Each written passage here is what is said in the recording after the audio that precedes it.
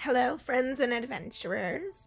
Today I am going to be bringing you with me to the Painted Desert and the Petrified Forest National Park.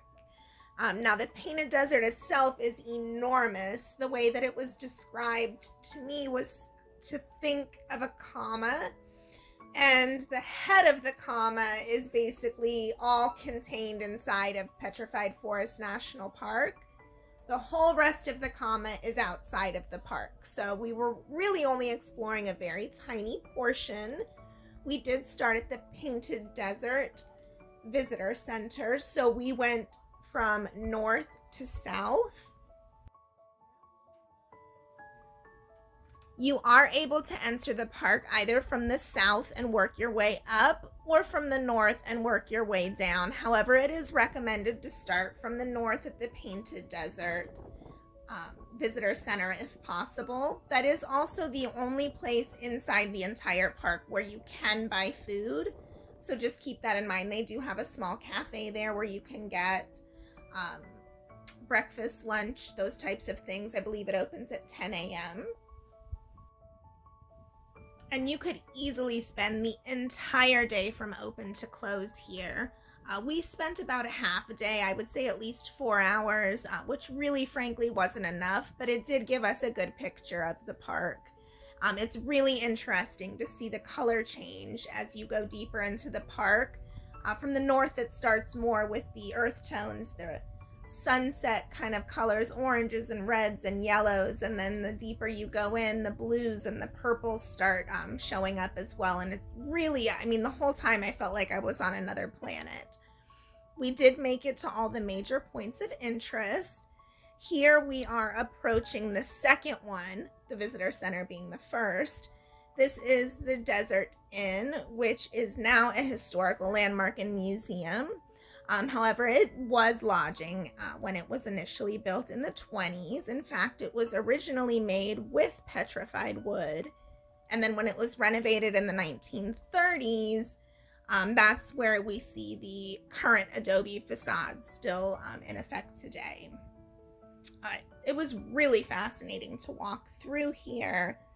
And there's a lot, like you can see the old menu, which you'll see here in a second. There's signage, and the way it's set up is the way that people were staying and living or staying in it at the time when it was an accommodation. So it was really fascinating to walk through history and see the old photos and relics and menus and just different photographs and artwork. It was actually one of my favorite parts, I think, of the whole day.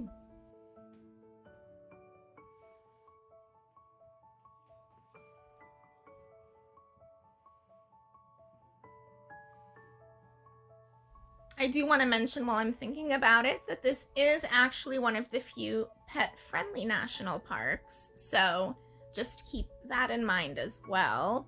I know that that's a rare thing for a lot of the national parks, but the dogs are allowed on most of the areas of the park.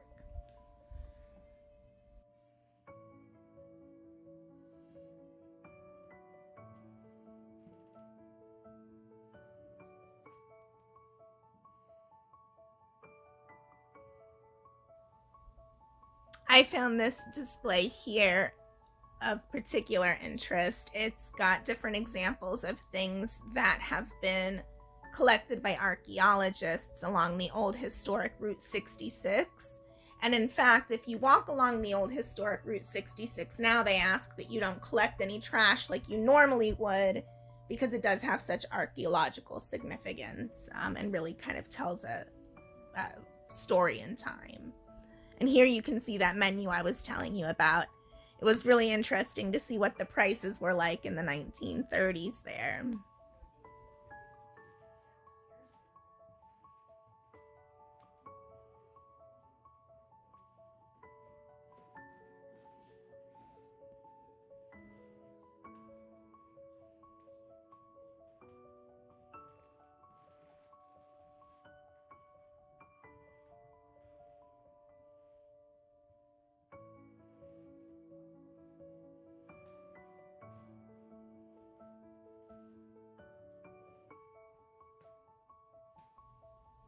I think the park has done such an excellent job at preserving this in.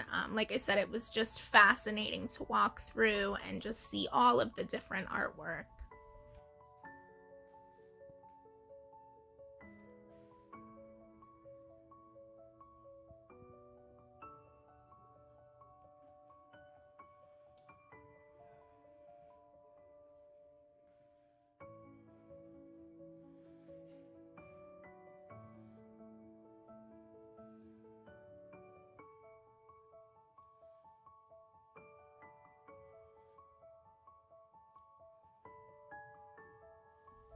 Make sure when you visit that you don't just spend all of your time inside the inn.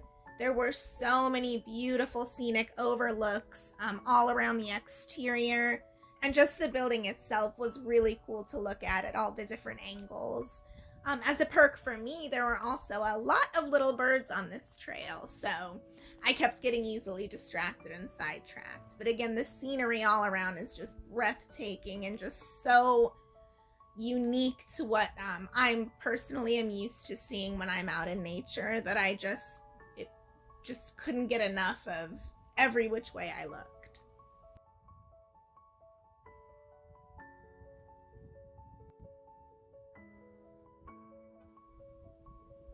Here you can kind of see a little bit about the different ages and layers and colors that lead to the different areas of the painted desert. And I learned here too that this is actually the largest collection of petrified wood in the world, which I thought was fascinating.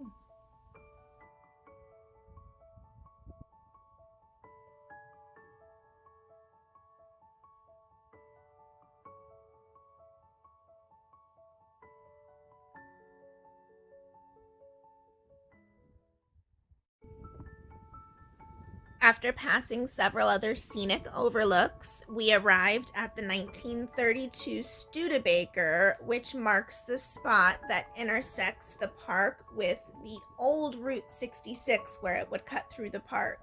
And those light poles you could see behind the car there in that last angle actually mark where that old highway went down. You cannot go there by vehicle anymore, but you are allowed to walk along it. They just ask that you do not disturb anything. Next up was Puerto Pueblo, which is this little 1/3 of a mile loop that we're walking on right here. There's Akiva, which we're seeing right here, as well as I believe it was over 100 different structures, the ruins of over 100 structures.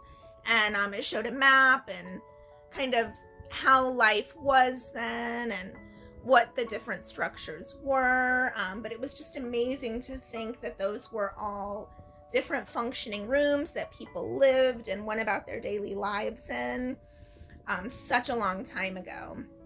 So again, just the history of this place, in addition to the beautiful and unique scenery, I just was so taken with. Um, Here's an example too of the summer solstice marker. This is how they would determine when the solstice was, what time of year it was. And there were also some interesting petroglyphs at this part as well, which you'll see here in a moment. Um, just really fascinating.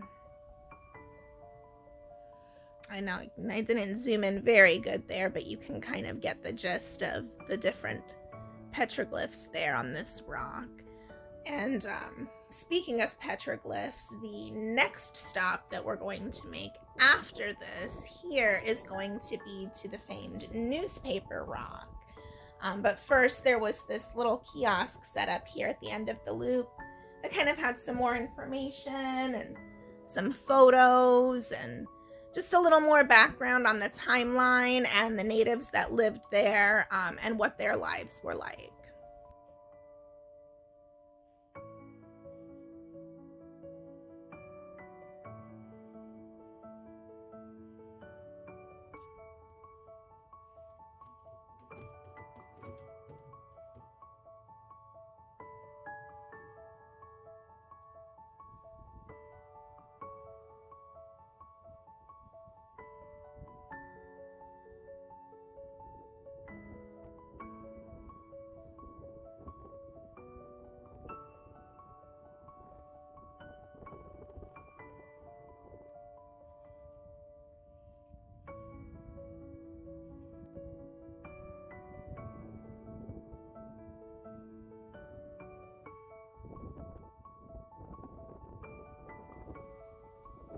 And here we're approaching Newspaper Rock, which is additional petroglyphs, but to such a great detail and extent that it resembled almost a newspaper of sorts, which is how it got its name. But it was just incredible to see. I was so glad I had brought my long lens with me for this so that I could zoom in and really take in the detail. I'm going to share a few stills here with you that I took of them, just so you can see the magnitude of how many and how detailed they all were.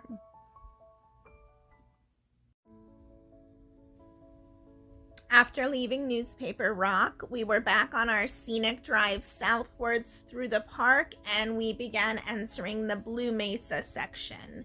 And you can already see the color changes beginning here before we even got to the main overlooks. This is also where we started to see a lot more pieces of petrified wood, and it was just fascinating to see such huge logs that looked like they had just been sawn into pieces or cut up, and just to know that it took so many thousands of years to get to that point. Now, as you can see here, we did attempt the Blue Mesa Trail. It was one of the loops I was really hoping to do on our visit. However, as you can see, it was very windy that day as well. We were at gusts well over 50 miles an hour again. And I'm gonna throw my mom under the bus a little bit here too and say she's already not the biggest fan of walking along edges. So combined with the huge wind, the sand blowing up in our faces, and some of the steep inclines, we opted only to go a little ways on the hike before turning around and exiting back out. But as you can see here from the overlook, it is a really cool path, so I definitely recommend on a less windy day taking this hike, because I would have loved to have been walking down among all of those just deep lavender rocks from the floor level as well as above. Then after leaving Blue Mesa came Agate Bridge and Jasper Forest, which were another two really cool points of interest. Agate Bridge was basically a really long petrified log, as you can see here, that just kind of broke off. And Jasper Forest, unfortunately, I didn't get a ton of footage of, but we're kind of driving through that section here now. And it's basically where you're just seeing more and more, I'm starting to see more and more pieces of petrified wood and logs strewn all about, which was really just kind of otherworldly. It almost looked like someone had just dropped a ton of logs that they cut up with a chainsaw from outer space. Then we were on to the Crystal Forest, which was, I think, my personal favorite hike. It was only 3/4 of a mile, very easy loop, but it was the first trail where we got to get up really close to some of the petrified wood. And as you can see here, I mean, just the colors and the crystallization of all the different chunks of wood, and it was just amazing to see all the different colors and how it just glistened and shimmered in the sunlight. Oh my gosh, I would have loved to have had one of those as a sitting rock in my yard at home. But I don't think I could have fit one of the souvenir chunks that large back on the plane with me. But I mean, even this, just look here, just the colors, every one of them was so unique and so different and huge. So it was just really cool to be able to get such an up close and personal look at such ancient wood.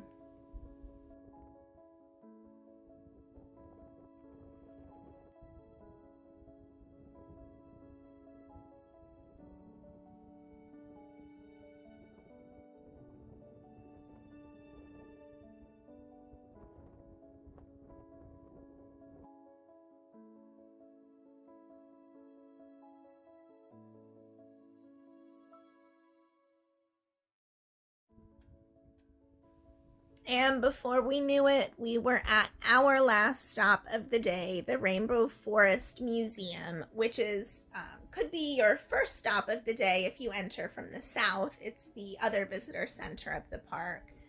It is smaller than the one up north, the Painted Desert Visitor Center, but it had some really fascinating displays, a little gift shop.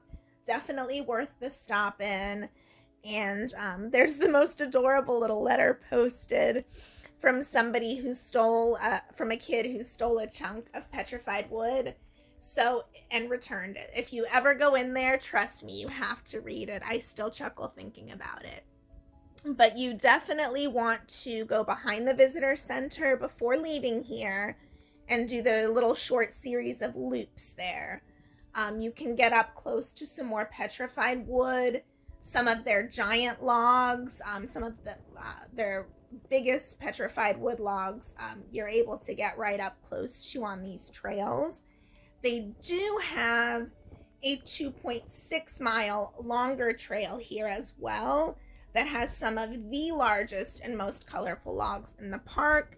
However, due to time constraints, we did bypass the longer loop and just explored the shorter loops near the visitor center.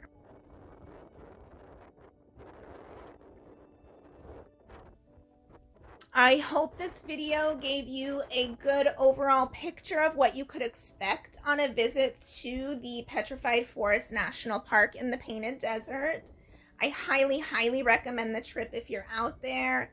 It's like nothing I've seen before, and so worth it to see the awesome views and learn about all of the amazing and fascinating history of the area.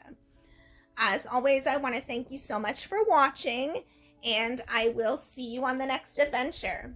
Bye, friends.